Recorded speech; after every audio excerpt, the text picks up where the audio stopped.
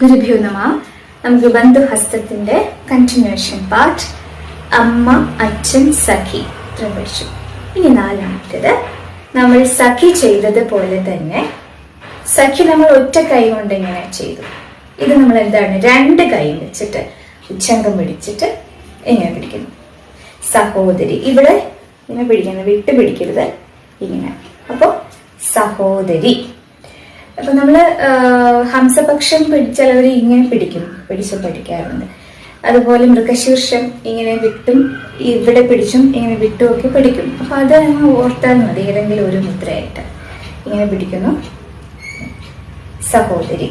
അടുത്തത് നമ്മൾക്ക് അഭിത്ത മുദ്ര ഇങ്ങനെ പിടിച്ചിട്ട് നമുക്ക് ഇങ്ങനെയും പിടിക്കാം, രണ്ട് രീതിയിൽ കേട്ടോ.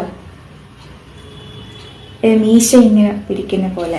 എന്നിട്ട് ഈ കൈ നമ്മൾ ഇങ്ങനെ തിരിച്ചു വെക്കുന്നു. എന്നിട്ട് നമ്മൾ കുട്ടിയെ കാണിക്കാം, ആൺകുട്ടി. എങ്ങനെയാണ്, ഇങ്ങനെ പിടിക്കുന്നു, ശേഷം ആൺകുട്ടി.